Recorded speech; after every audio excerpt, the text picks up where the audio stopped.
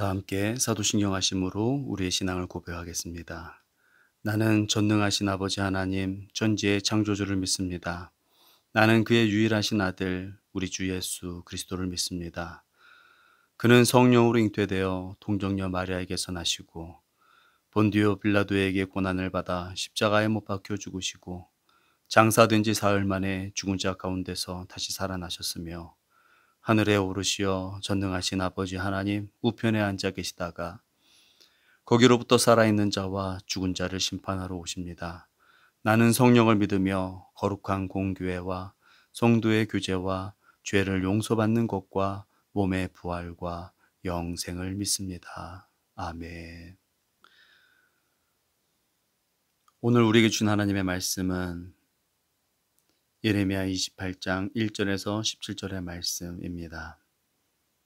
하나님의 말씀은 예레미야 28장 1절부터 17절의 말씀입니다. 제가 봉독하겠습니다.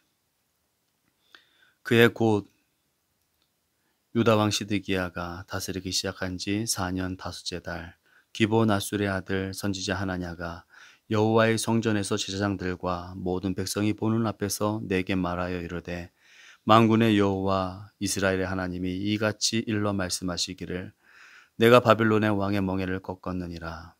내가 바빌론의 왕 느부갓네살이 이곳에서 빼앗아 바벨론으로 옮겨간 여호와의 성전 모든 기구를 2년 안에 다시 이곳으로 되돌려 오리라. 내가 또 유다의 왕 여호야김의 아들 여고니아와 바벨론으로 간 유다 모든 포로를 다시 이곳으로 돌아오게 하리니 이는 내가 바빌론의 왕의 멍에를 꺾을 것임이라. 여호와의 말씀이니라 하니라.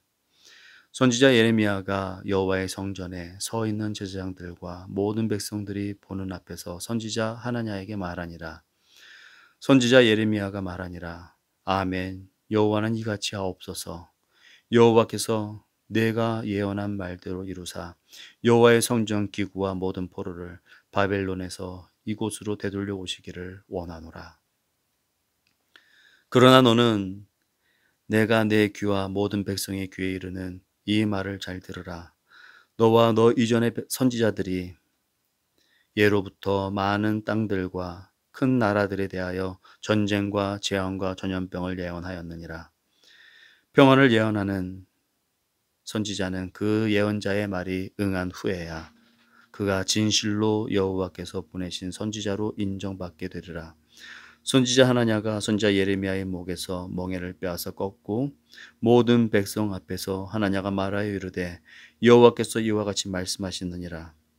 내가 2년 안에 모든 민족의 목에서 바빌론의 왕 느부갓네살의 멍에를 이와 같이 꺾어버리라 하셨느니라 하매 선지자 예레미야가 자기 길을 가니라.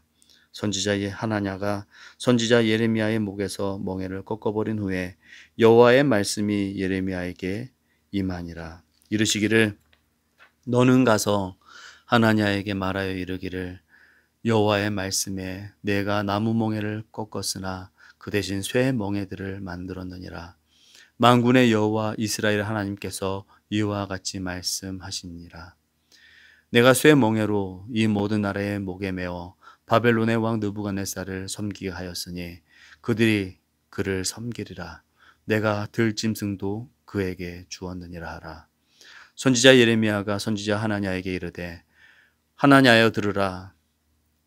여호와께서 너를 보내지 아니하셨거늘 내가 이 백성에게 거짓을 믿게 하는도다.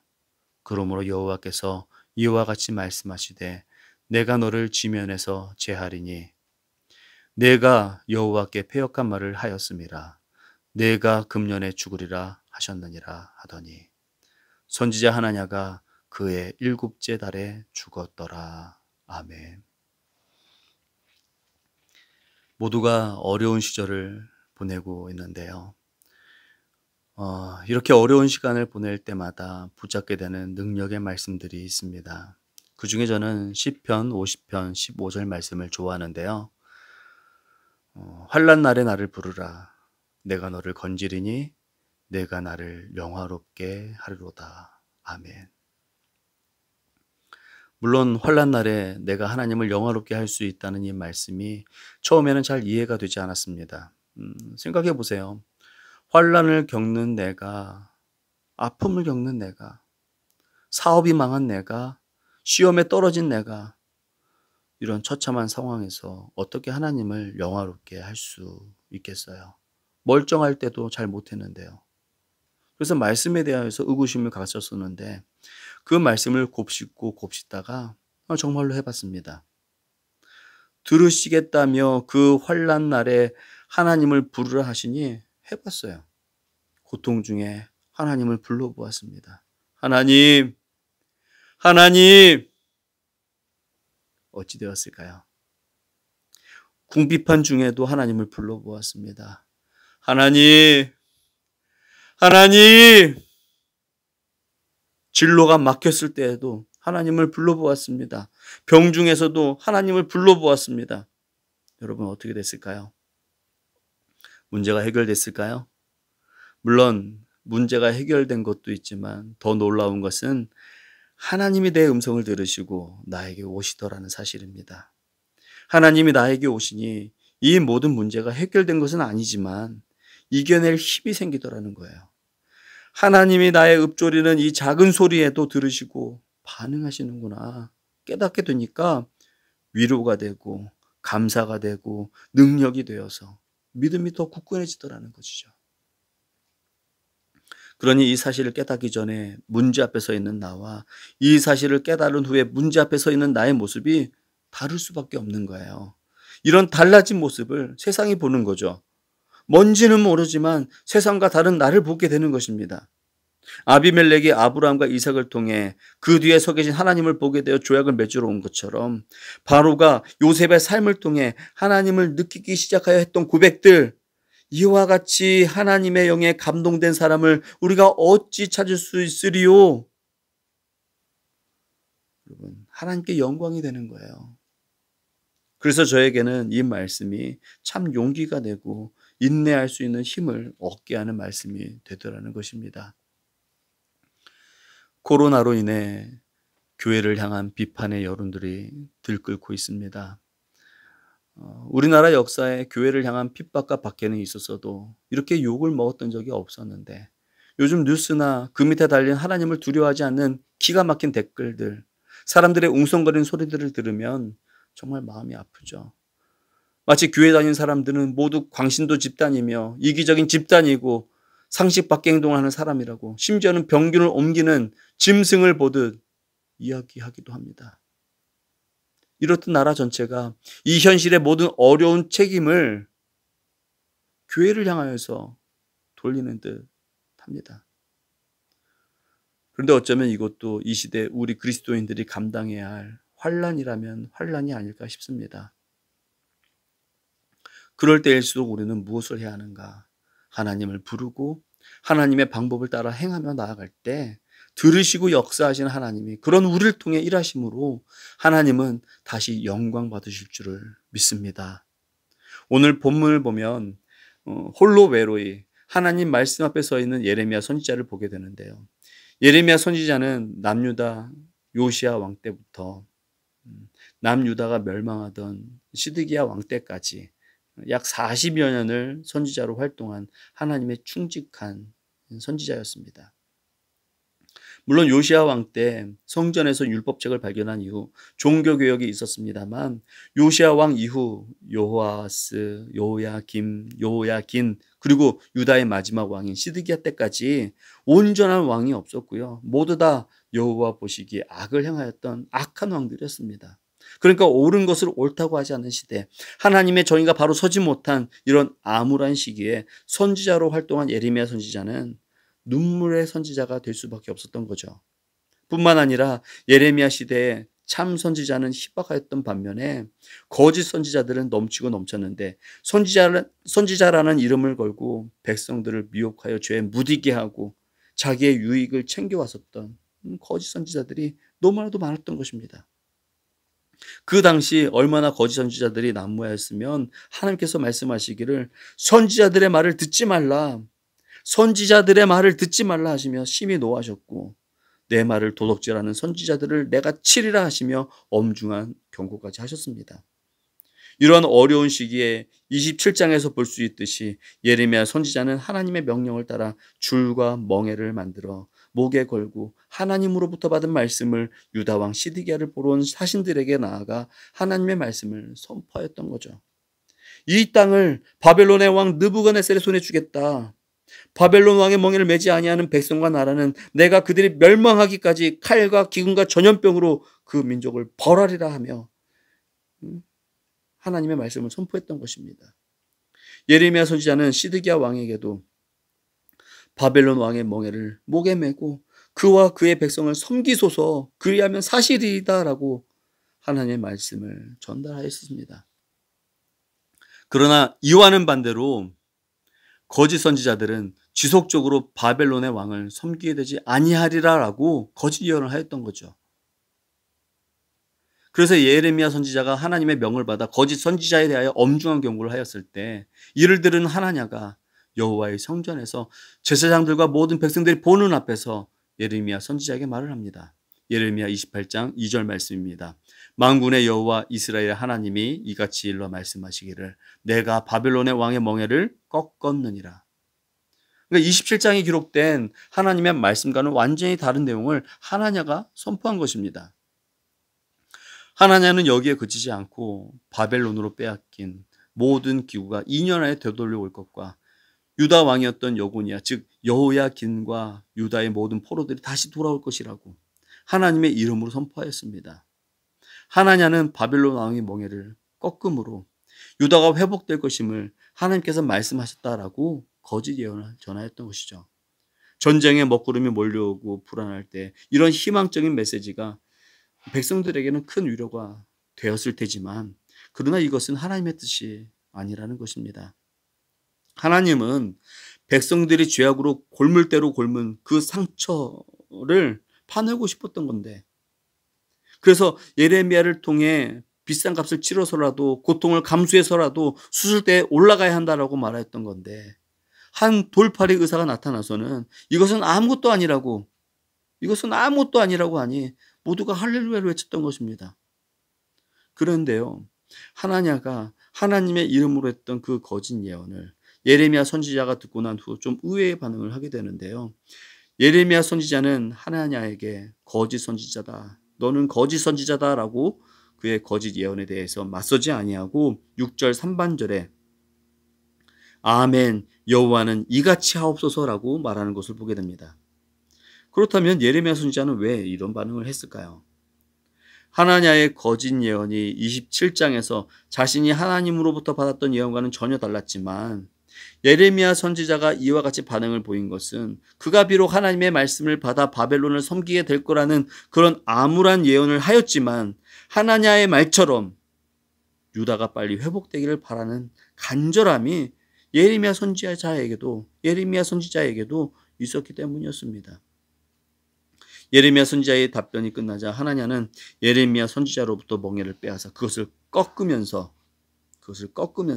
다시 한 번 더 2년 안에 바벨론의 왕 느부갓네살의 멍에를 이와 같이 꺾어버리라고 하나님의 이름을 빙자하여서 선포하는 것을 보게 되죠.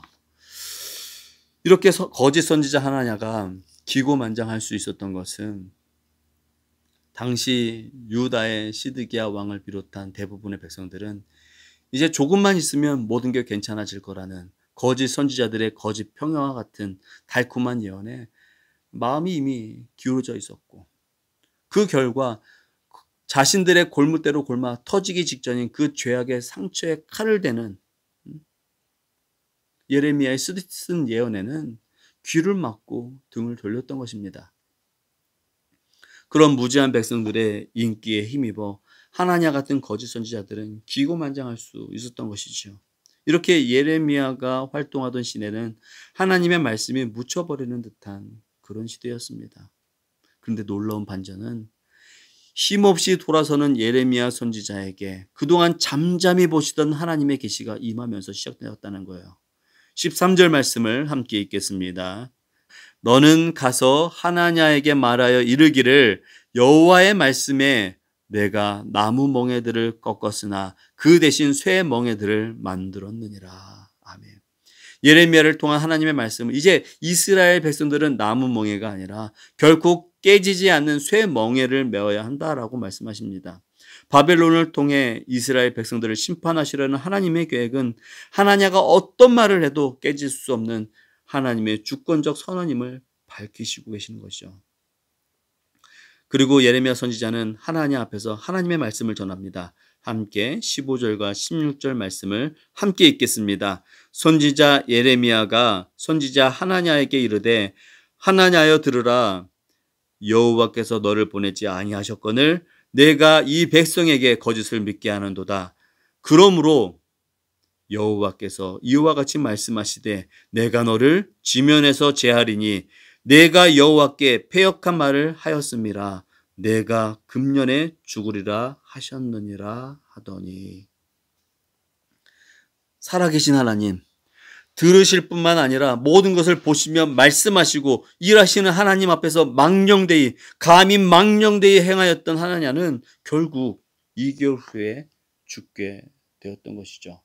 저는 오늘 이 장면을 묵상하면서 이런 생각이 들었습니다. 어느 목사라는 사람은 하나님 까불지 마, 나한테 혼나, 차마 입에 담을 수도 없는 말을 수없이 내뱉으면서도 아무렇지도 않게 교회를 지켜야 한다라고 선동하고 있는 모습을 보죠. 자신이 퍼뜨린 그 지독한 바이러스와 그보다 더 지독한 기독교를 향한 적개심의 바이러스를 퍼뜨려 놓고 그것은 아랑곳 않고 적반하장으로 순교까지 하겠다라고 선동질을 하고 있습니다. 그 모습을 지켜보는 무지한 백성들은 교회를 광신도 집단이라, 비상식적 집단이라, 자기들 예배만 중요시 여기는 이기적 집단이라 이야기하며 손깍질을 합니다. 다 들으시는 하나님 앞에서 쏟아버린 그 담을 수 없는 수많은 말들, 정말 기고만장한 세상의 모습입니다. 아마도 이 설교를 들으시는 누군가는 틈틈이 믿지 않는 이들을 구원하고자 가까운 이웃들에게 복음을 전했던 분들도 있었을 테고, 또 명절 때마다 친지 가족들을 구원하고자 어렵게 복음을 전하여 왔을 텐데, 이제는 무슨 낯으로 믿지 않는 가족들 앞에 서야 할지, 닫혀버린 그들의 마음의 문을 다시금 어떻게 열어야 할지 막막한 분들도 있을 줄 압니다. 참 암울하죠. 참 답답합니다. 가슴이 먹먹합니다. 눈 뜨고는 볼 수 없는 세상이 연일 이어져 가고 있습니다. 그런데요, 오늘 말씀을 통해 희망을 얻을 수 있는 것은 그럼에도 하나님은 그런 세상을 보시고 또 들으시고 지금도 누군가에게 말씀하시고 하나님의 계획을 이루어가고 계시다는 사실입니다. 예레미야는 묵묵히 하나님의 말씀을 전하였습니다. 세상이 듣든지 아니 듣든지 선포하며 겸손하게 주님의 때를 기다렸습니다. 그렇다고 듣지 않은 세상이 괘씸하다 여기며 폭삭 망하길 바라는 마음도 아니었어요. 누구보다도 그들이 잘 되길 바랬고 돌아서길 바랬고 회복되길 바랬습니다. 이 시대를 살아가는 그리스도인의 모습이 여기에 있다고 생각합니다. 억울하다고요? 더 이상 못 참겠다고요? 아니요. 하나님도 참고 계십니다. 그리고 하나님이 일하십니다. 내가 하나님보다 앞서지 아니하고 내가 마주한 그 참담하고 버거운 문제 앞에서 잠잠히 하나님을 부르며 내게 맡겨진 그 일을 묵묵히 감당해낼 때 나는 하나님의 계획을 이루는, 하나님을 영화롭게 하는 도구가 되며 그런 나를 통해 하나님은 영광 받으실 줄 믿습니다. 비록 우리는 같은 현장에서 함께 예배할 수 없지만 먼저 내가 선 그곳에서 하나님을 부르며 하나님의 선하시고 기뻐하시고 온전한 뜻이 무엇인지 분별하여 행함으로 하나님의 계획을 이루어내는, 이 시대에 하나님이 필요로 하시는 도구로 쓰임받는 우리 순천제일교회 성도님들 되시기를 간절히 소망합니다. 기도하겠습니다. 주님, 때로는 우리의 삶 속에서 무엇이 진실인지를 분명하게 알 수 없을 때가 참 많음을 봅니다. 그런데 애국주의적인 그리고 대중적인 선지자의 선동적인 거짓 예언으로 백성들은 더욱 혼란에 빠지게 되었습니다. 주님, 이 세상에 하나님의 이름을 빙자하여 평화를 외치며 거짓 말씀을 선포하는 이들이 있다면 사라지게 하여 주시옵소서. 그리고 이 시대를 향한 주님의 말씀을 올바로 분별할 수 있도록 우리 스스로 말씀 앞에 날마다 정직하게 먼저 구현해 나아가는, 하나님을 영화롭게 하는 하나님의 사람들, 하나님의 도구가 되게 하여 주시옵소서. 예수님의 이름으로 기도하옵나이다. 아멘. 하늘에 계신 우리 아버지, 아버지의 이름을 거룩하게 하시며 아버지의 나라가 오게 하시며 아버지의 뜻이 하늘에서와 같이 땅에서도 이루어지게 하소서. 오늘 우리에게 일용할 양식을 주시고 우리가 우리에게 잘못한 사람을 용서하여 준 것 같이 우리 죄를 용서하여 주시고 우리를 시험에 빠지지 않게 하시고 악에서 구하소서. 나라와 권능과 영광이 영원히 아버지의 것입니다. 아멘. 말씀을 생각하며 기도하실 때 나라의 위기, 교회의 위기, 가정의 위기, 또 개인의 위기 속에 우리가 살아가고 있는데, 이런 위기 속에 하나님을 부르며 그리스도인으로서 합당한 삶을 살아내므로 하나님의 뜻을 이루어내는 도구, 하나님을 영화롭게 하는 도구의 삶을 오늘 내가 살아가게 하옵소서. 함께 기도하며 나아가겠습니다.